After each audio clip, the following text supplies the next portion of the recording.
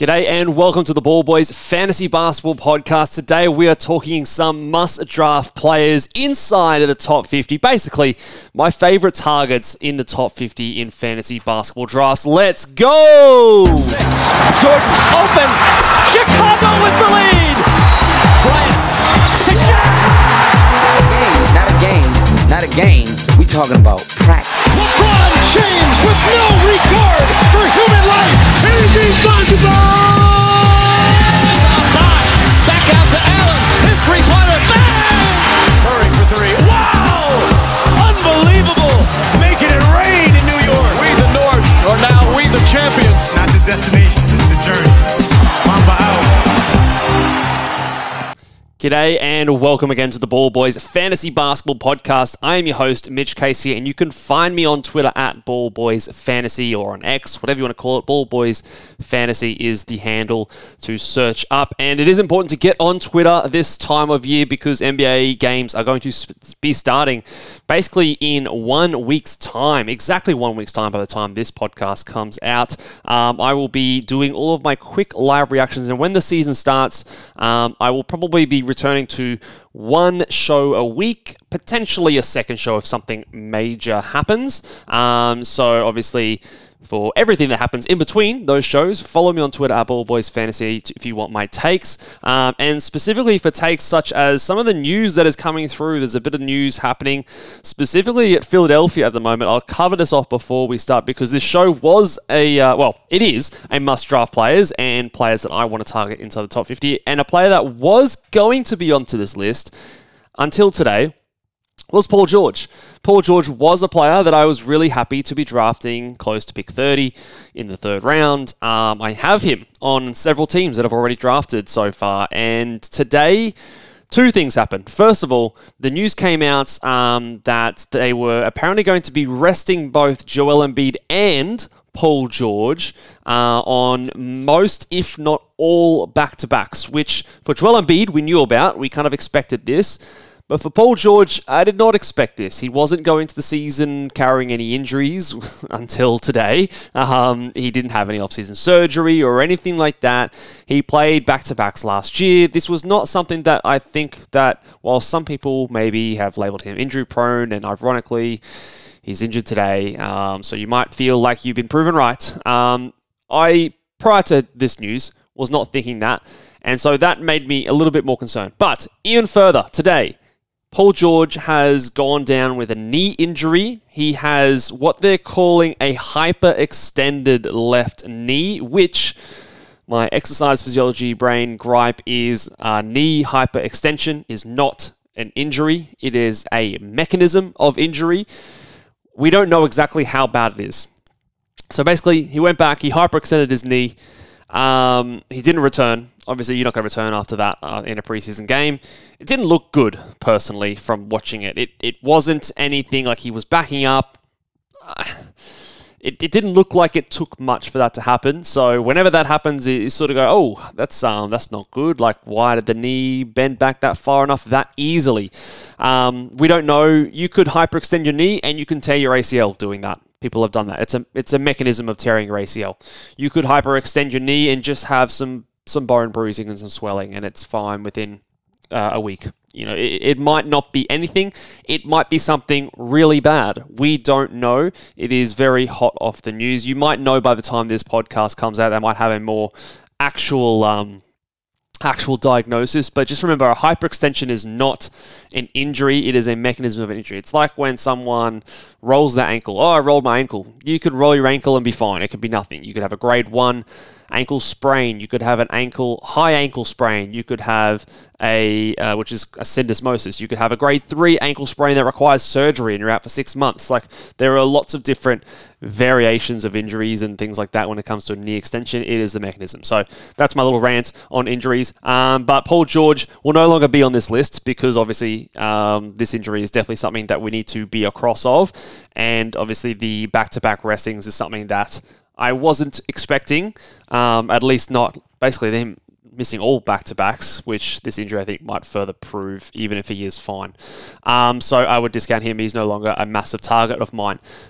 With that said, this video, as we dive into it, 5 minutes in, I haven't gone into the video, we're going to talk about 10 players inside the top 50. I will be doing a 51 to 100 and a 100 plus version of this one as well, in place of basically sleepers. I'm labeling it a must draft list. It is essentially just players that I like to target, players that I think have a chance to beat their ADP this season, and players that I think, especially in this top 50, have good value because of the uniqueness of their stat set and what they offer. I'll talk through that as we go. So let's stop waffling on and let's get into pick number 1. It is James Harden at number 12 on Yahoo's rank, which is what I'm using for this video. I could go on ADP, I could go on ADP of Fantrax or ESPN. This is the last time I'll mention that site. But we're going to go on Yahoo ranking because that's where a lot of the ADP kind of flows on from. That's where it falls in the draft room. So James Harden at number 12, I think I'm happy to draft him now at about pick 8. I'd be happy to draft him at pick 8. Joel Embiid, the news there as well is that he's basically going to be missing all back-to-backs, which we expected, but also the wording, which from Shams today, was very elusive, I would say. He said, what did he say specifically? He said he's going to be having periodic times off, which to me sounds like on top of missing all the back-to-backs. There are times that he's just going to go home for a couple of weeks at a time, potentially, which you factor in the missed back-to-backs, you factor in the potential for injury, then you also factor in the potential for just not playing because they're managing him for multiple games at a time. It is now just starting to be too much for me. So I'm no longer drafting Joel Embiid in the first round, and that moves players like James Harden up in my board, and I think I'd be happy to take him at pick number 8. So him at number 12 at the end of the first round, if you get him there, I think that's a good steal. I would be selecting him as high as pick 8. I think he, Steph Curry, Jason Tatum, LaMelo Ball, Trae Young are all in a bit of a mix together, but out of all those players, I think James Harden actually comes out in front all of those players because of his potential. I like the way you can build around him as either a punt field goal percentage or a punt points build, depending on what comes back to you. The elite assists are just super good to build around, and the free throw percentage, he's looked good, and I think without Paul George there, he's going to have a bounce back season. So I like him at pick 12. He's the first player I'm targeting as a must draft player. The next guy is LaMelo Ball. Yahoo has him ranked at 17. A lot of you might be worried about the injuries. I am not. Remember, I'm old enough to remember this and was playing fantasy basketball at the time. Steph Curry had glass ankles. He could never stay healthy. He had glass ankles. And the year that I think... I didn't do this at the time. I've learned since this. But I was scared of drafting Steph Curry back in the day because of his glass ankles until Steph Curry turned into Steph Curry. And the year that someone drafted him in the 3rd round or something like that is the year he absolutely went off and became the Steph Curry that we know. So ankle injuries, rolled ankles, things like that. It's not something that I expect to reoccur for someone like LaMelo, different to multiple surgeries on your knee like an Embiid and Kawhi Leonard. So at number 17, like I said, I think I'd be very happy taking him at the end of the first round. Now, in the Philippines versus World draft, I took him at 8. I don't think I'd take him that high normally. That draft, if you watch it and listen to it, we had pre-organized some punting strategies to work as a collective team, and my strategy was to punt all big man stats, and LaMelo Ball was basically the number 1 ranked player in that type of a build, and it was a 16-team league, so he wasn't going to be there on the second round, so I just took him. It was a bit of a fun pick, but I'd probably more realistically like to get him about 10, 11, or 12, around that kind of a spot. So going from a second round player, mid-second round, to the end of the first round, I think is some serious value. I would very much like to get LaMelo. If I got him in the second round, I'd be very, very happy to pair him with my first round player and take on that, I guess, the risk associated with him there. The next player on my list is Karl Anthony Towns. Now, this one maybe is a little bit unfair because obviously I don't think the rankings has updated since the trade, or at least it hasn't updated enough, I don't think. At 22, I think it's solid value. I think he probably goes another half round higher than this in most cases. I'd probably take him ahead of another big man in the second round in Domantas Sabonis, who usually goes a bit higher. I'd probably take him ahead of Chet Holmgren in that second round there as well. So he clears a few of those other big guys. There's an argument to even take him ahead of a Joel Embiid, to be honest. So he, at rank 22, I think is a bit of a bargain there. We're going to see him playing back a center. He's getting up the second highest amount of shots, I think, on that team behind Jalen Brunson. And the blocks should rise, the rebounds should rise with no Rudy Gobert there. He could be a first-round player once again. He was a perennial top 10 player for many years, and then when Gobert was traded in, he dropped back to the 30s and things like that. So I think we need to bring it back. I don't think he's going to go back to that because I don't think back then he was sort of like the number one player still when Anthony Edwards was still coming up. He's not going to be that, I don't think, on the Knicks, but I think he's more of a closer to 15 kind of a ranked player than someone like at 22. So I like him at pick number 22 as a bit of a must-draft player and very valuable to build around. Those bigs that can give you some scoring, some threes, some assists, and do it with good efficiency and field goal percentage and free throws, plus give you over a block per game. I think it's very difficult to find that. So the uniqueness and the combination of his stats, I think, makes the team-building exercise of fantasy drafting much easier and removes a bit of a headache than forcing yourself to be so strong in your free throw percentage and then draft someone like a Rudy Gobert or Nick Claxton later in the draft. And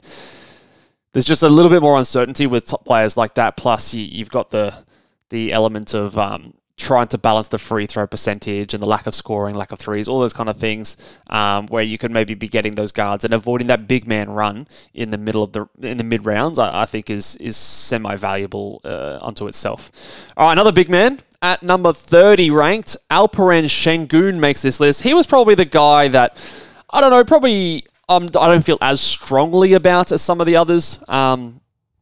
Like a Sabonis sort of type, he probably doesn't quite have the rebounding or the field goal percentage boost that a Sabonis does, but I think his ceiling is higher. He blocks more shots. I think he gets more steals per game as well. So defensive stats are a little bit higher. I think he could score more as well. I do really think he can score more.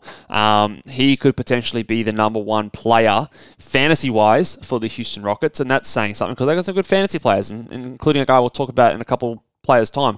But Şengün is... He won't hit threes. His free throw percentage has actually looked good, and there's been patches where his free throw percentage has been decent. I still think I'd be wary of it. It's not a punt territory. He's probably safer in that type of build, but I don't think you have to really automatically do it. I'd be very happy. I'd love to get him at 30. If I was forced, gun to my head, to take him at the end of the second round, I wouldn't be upset. I think it would be okay. I think I could make that work. And I think that there's builds that you can do that with someone like an Alperen Şengün. I think he's just going to continue to go from strength to strength. Averaging, if he averaged 25 points per game this year, I wouldn't be shocked. I don't think he will. I think he'd be close to sort of the low 20s. But 10 rebounds, 5 assists, 1.2, 1.3 steals, 0.8, 0.9 blocks. Field goal percentage should get close to that 55% mark. And if he goes north of 72% free throw percent shooting, that's going to massively, massively boost his value in a 9 category setting. But you could also just look to punt that category as well if you wanted to. And he's basically like a Sabonis in the third round, essentially. And a lot of people pay a lot of draft capital to get their Sabonis in that second round. I say just wait on it and get your Alperen Şengün in the third round and get yourself another guard or another scoring player in that second round to pair with your Giannis's or your Lukas or anything like that if you want to go that punt free throw percentage build. I think there's more value in a player like Şengün than a similar shape of player in a Sabonis, which is why he makes this list. The next guy here is Cade Cunningham, and we're waiting for it. Is this the year that he breaks out? I think it could be. He looked really good in the last game that he played. I drafted him in a league the other day, and I feel quite good about it. I think I got him at pick 34 or something like that. So I think this could be the year that we see him really step it up. The key for him is trying to get to the free throw line a bit more. But I think the addition of Tobias Harris, the direction of the Detroit Pistons is, hey, let's get away from being the worst team in the NBA. Let's actually start to put some shooting around our superstar. Let's start to actually look a bit more like an NBA team, which crazy. I know it's a crazy thing to say, but I think that's going to help him. I think he's going to have less defensive focus on him because they can't. There's going to be other threats out on the court. And I think that's going to help his efficiency. I think it's going to help his three-point volume. I also think that's going to help reduce the turnovers, which is obviously a big detractor in his 9 category value. But even still, if he did the same thing, scoring guards with good assists and solid enough rebounds. Again, rebounding, I'm finding one of the tougher categories to balance out in a lot of my drafts so far because of the runs of big men that we see in the middle rounds. If I can just, hedge towards a player who's a slightly better rebounding guard, it reduces the necessity of really getting caught up in those runs in later rounds. So I like the utility of grabbing someone like a Cade Cunningham who's got upside, but even if he just replicates what he did last season, the utility of him being someone who averages maybe like 5 rebounds per game instead of another guard averaging 3.5 rebounds per game. I think there's some value to that, and he's got upside to improve, I think, with the addition of all those other players that have come over to help the Detroit Pistons actually look like a semi-semblance of an NBA team. So I think Cade Cunningham, this could be the year he breaks out and reaches that second round value that I think he's shown the potential for a long time. Like this run in the 30s, I've got 4 guys from pick 30 to 34 all in a row that I really like on Yahoo. Fred VanVleet is ranked at 32 over there. Now, he is a 9 category darling because he has a low turnovers, he has high steals, he has high threes. His assist to turnover ratio is really, really high. So I believe last year he was close to maybe an early second rounder. I don't know if I view him that highly. But again, like a Fred VanVleet, like a Şengün, if you were forcing me to pick him at the end of the second round, I don't think I'd be very upset. In fact, I would probably look to do that in some cases if I wanted to maybe go with a Jokic punt points team and get some threes and some steals to cover up his weaknesses. I would look to do that. The reason I prefer him in the third round is because of his scoring being a little bit lower. And if you weren't looking to punt that category, it's a bit harder to make up for it in the first 2 rounds. But in the third round, you start to get a few lower scorers going. So at 32, I think it's great value. He will rank much better than this in 9 category rankings.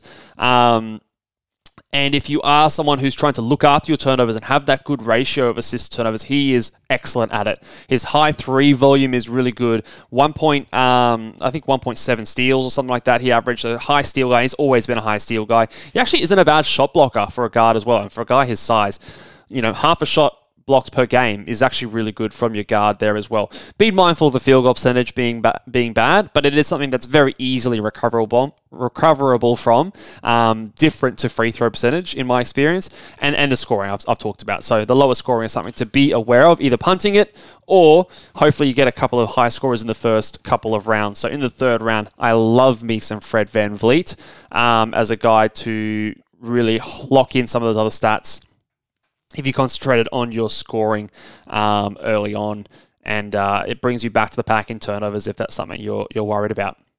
And the last guy on this little run here at number 33, so we've got 30, 31, 32, and now 33 is Jalen Williams. So I like the 30s. There's a lot of players in the 30s. This third round is very, very nice. The end of the third round is very nice in my opinion, which again, let's make sure that, third round reversal becomes more of a normal thing because these guys could all be scooped up.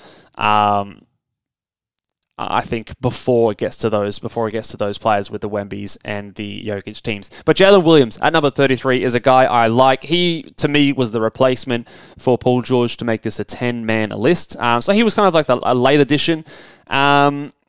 I think he's going to be a good 9-cap player. I also think he's going to be a really solid addition to punt points teams. and potentially punt 3 teams, because the free throw percentage at decent volume is really nice. He's not going to hurt you in either percentage. His defensive stats, especially the steals, I can definitely see rising compared to last year. He had large stretches at 1.7, 1.8 steals per game. To begin last year, he was unusually down in steals, and the variability of that category just has me hedging my bets that I think is going to bounce back up. I see him closer to a 1.4, 1.5 steals per game guy. Not quite the 1.8 that he was averaging for the second half of the previous season. Not quite the 0.9 or 1.0 steals he was averaging the first half of last season. Somewhere in the middle, at 1.4, 1.5, I think is about where he will end up. And I just think without Giddey there, he's going to have more role in scoring. He's probably going to increase his assist numbers, I think, is definitely something that we can see rise. And the minutes, I think, can climb a little bit higher as well. He's got a really good fantasy game. Between 0.6 and 1 block per game. So, nearly a block per game from a player who typically gives you the more guard-heavy stats. The only thing that he doesn't do that you would hope he does is hit high volume of threes. But it's something you can work with, and it is a decent category to punt if you wanted to as well. And I like in that type of a build getting players who are good from both the field and the free throw line, which he obviously is. So here's someone that I like at this spot at number 33 as a nice player, who I think has a bit of breakout potential. He was obviously the number 1 breakout on the top 10 breakout videos. If you haven't checked that one out, view it over here. There'll be a little link. All right, let's go to number 8, I think this is. DeJounte Murray, ranked at 36. He plays for the Pelicans now. He is gone from Atlanta Hawks. What that I think does is increase his assists. I also think it increases his rebounds. There is no center on this team. They're apparently playing Herb Jones at center. And when DeJounte Murray doesn't have a center to compete with, he gobbles up those rebounds for a guard. That was always the thing that he did very well at the Spurs. Now, he went to the Atlanta Hawks, and that dropped because he's playing next to Clint Capella, who also gobbles up rebounds. There's no longer that case here. I think you can definitely see, like what I said with Cade Cunningham, DeJounte Murray, a high rebounding guard early on in the draft, just helps you feel a bit more comfortable passing on some of those big man runs. He's actually improved his three-point shooting over the last few seasons. Similar, however, I just don't think the scoring to Fred VanVleet, I don't think the scoring is going to be super high. You're going to see Zion score a lot. You're going to see CJ still get his shots. And if Ingram's still there for this season, he'll get his shots. So he's probably like the 4th usage guy. So I don't know if he's going to crack. I don't think he's probably going to crack 20 points per game, which is a little bit less than a few other guys going at this kind of a spot. But to give you like 2.2, 2.3 threes, 6.5 rebounds, 7 to 8 assists per game, 1.5 steals, it's all very, very valuable. So he fits a lot of builds, punting blocks, punting points, I think are probably the most common. So I think that he just fits a few builds, and the rebounding guards, I think this year especially with how drafts are kind of shaping up with those big man runs, I think has a decent value. And then for that reason, for the punt blocks teams, DeJounte Murray is super, super valuable because that rebound balance of things is difficult to get in those type of builds. And I think that is a popular strategy this year. So he at 36 is someone that, again, I'd be pretty happy taking 6 to 10 spots higher, personally. I think he's more of an early 3rd rather than a late 3rd, start of the 4th round type of a player. So he's a player that I do like to target. Evan Mobley, my guy, back-to-back years. He makes this list. Number 38. He was the 40th ranked player last year. So at worst, I think he finishes there.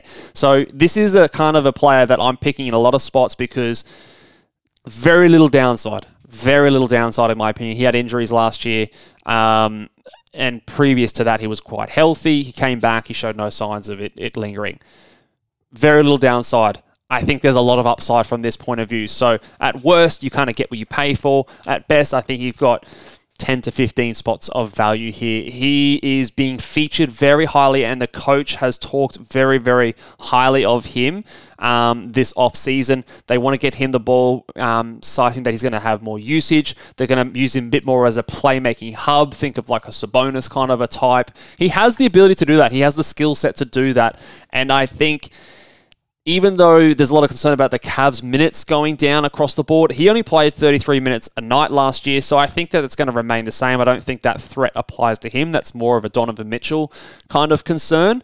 But I do think that there's a lot of untapped potential with him. The free throw percentage improved last year. I can see that improving slightly again. And the issue with drafting players who get blocks, a lot of the time they either don't score enough, they don't shoot threes, or their free throw percentage is terrible, they don't give you assists. You don't have to do that with Evan Mobley. He allows you to still get your blocks, but not make a huge sacrifice when it comes to your scoring or your assists, or he gets you a steal per game.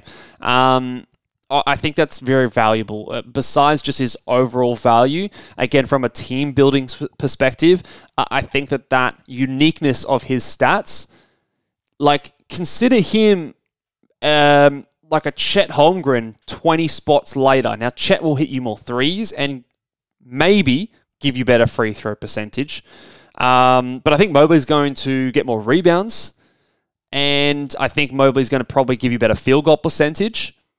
So why is there 20 spots difference? Why is there 2 rounds difference between these players? I think the gap is much closer than what the draft capital suggests. And I think that he's a bit of a bargain with very little downside and a lot of upside, in my opinion. So Evan Mobley at number 38 for back-to-back years is a player that I'm targeting a lot in drafts.